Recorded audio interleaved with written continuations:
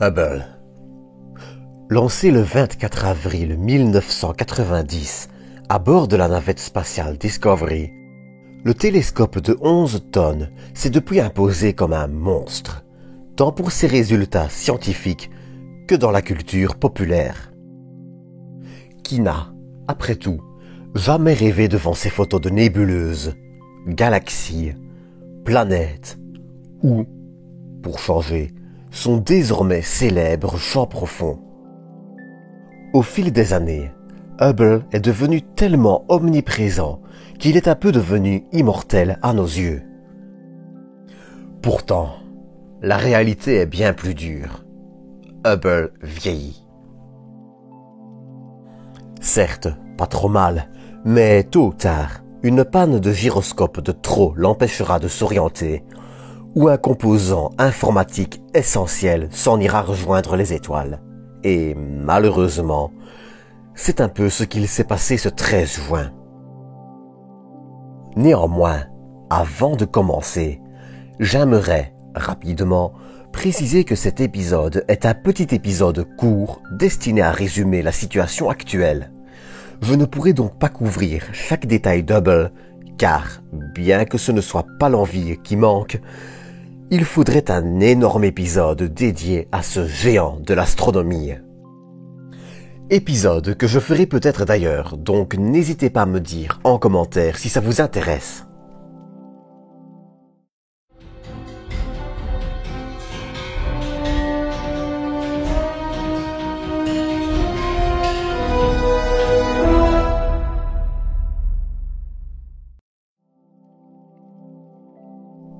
Ce 13 juin, le télescope Hubble a subi un dysfonctionnement de son ordinateur, entraînant son passage en safe mode. Cela signifie que l'appareil est en quelque sorte mis en veille.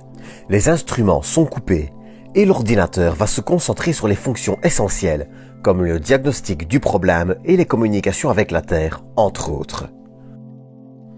Cette panne serait apparemment due à un module de mémoire. Le télescope Hubble en compte 4 et un seul est utilisé à la fois. Ainsi, l'objectif est de pouvoir assez facilement demander à l'ordinateur de bord de passer sur un autre module en cas de défaillance.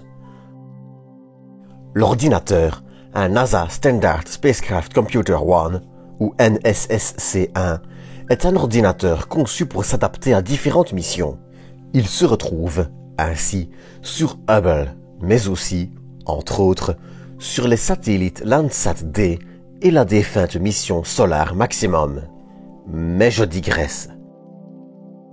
Hubble dispose de 2 de ses ordinateurs, donc même là, une panne ne semble pas pouvoir l'affecter. Le problème actuel, c'est qu'il faudrait que l'ordinateur cesse d'utiliser un module de mémoire défectueux. Or, justement, pour une raison encore inconnue, ce changement ne semble pas vouloir se faire. Hubble se retrouve ainsi actuellement grandement handicapé et incapable de fonctionner correctement. S'il y a fort à parier que ces jours ne soient pas en danger, cette panne montre cependant que malgré une redondance des systèmes, le télescope n'est pas à l'abri du pire. Cet ordinateur, construit dans les années 80, avait pourtant été remplacé lors de la dernière maintenance de Hubble en 2009. Et c'est ça le problème.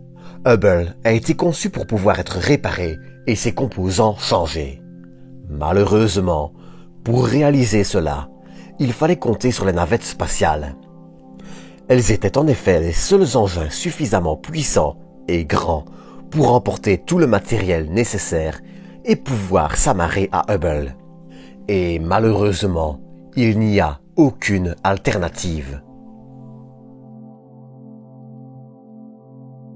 Déjà, du côté des capsules comme Starliner ou Dragon, elles ne sont tout simplement pas capables d'emmener suffisamment de ressources pour y envoyer des astronautes et ne sont, de plus, pas capables de supporter des sorties extravéhiculaires. Même si une capsule comme Orion pourrait, en théorie, supporter une sortie extravéhiculaire, il existe une autre difficulté: accrocher le télescope. Celui-ci a en effet été conçu pour être attrapé avec le Canadarm, le bras robotisé de la navette, ce qui nécessiterait, quelle que soit la mission, d'en développer une version capable d'attraper le télescope. Une autre solution dont beaucoup de fans du télescope parlent régulièrement, ça pourrait être d'utiliser le Mission Extension Vehicle de Northrop Grumman. Là encore, l'idée pourrait être bonne, mais malheureusement, celui-ci utilise un grappin pour rentrer dans la tuyère du moteur du satellite auquel il s'amarre. Or, Hubble ne dispose pas du tout de ce type de tuyère, ce qui rendrait son remorquage impossible. L'espoir le plus concret, au final, pourrait être le Starship de SpaceX. Avec un simple, si j'ose dire, bras robotique, le lanceur de SpaceX serait en théorie envisageable et il pourrait même le ramener sur Terre. Mais il y a toutefois certaines difficultés. Ces panneaux solaires, par exemple, devraient être retirés pour qu'ils puissent rentrer dans un Starship. Bien qu'ils aient été conçus pour être changés, ce fut par exemple le cas pour l'un d'eux en 2002, cette opération nécessiterait l'intervention d'un équipage. Et je ne compte même pas les différents imprévus lors de ces maintenances où seul le côté débrouillard de l'humain a pu régler le problème. De façon générale, une nouvelle mission de maintenance ou de rapatriement de Hubble est hélas difficile à envisager. Les coûts et risques d'une telle mission seraient un élément non négligeable, certes, mais elle serait aussi un excellent coup de communication pour SpaceX et pour démontrer les capacités de retour du Starship. De plus, grâce à sa popularité, justement, l'opinion publique et l'envie de le voir finir dans un musée plutôt que brûler dans l'atmosphère, si on garde le contrôle suffisamment longtemps, pourrait aussi faire pencher la balance. Mais il faut aussi rester réaliste. On ignore totalement si cette mission serait réalisable, si Hubble survivrait au retournement du Starship et tant d'autres paramètres. Seul l'avenir pourra, au final, nous dire ce qu'il adviendra d'Hubble. Pour terminer, il faut aussi se souvenir d'un autre incident, logiciel cette fois, qui était survenu en mars et lui avait fait passer 4 jours en safe mode. Il avait aussi passé 3 semaines en safe mode en 2018 suite à un incident lié à 2 gyroscopes. Cela ne signifie pas que cette panne est donc banale, mais elle n'est peut-être pas non plus la fin du télescope. En attendant, Hubble peut encore avoir de beaux jours devant lui. Bien que sa panne soit critique, la redondance des différents systèmes et l'acharnement des équipes peuvent encore porter leurs fruits. Dans tous les cas, soyez certains que l'on reparlera de cette situation, qu'elle se finisse bien ou mal. Mais, même si Hubble venait à s'éteindre, les quantités astronomiques de données récoltées sur 31 ans de mission n'ont pas fini de nous faire découvrir notre univers, pour les petits comme les grands. Mais ça, c'est un autre sujet.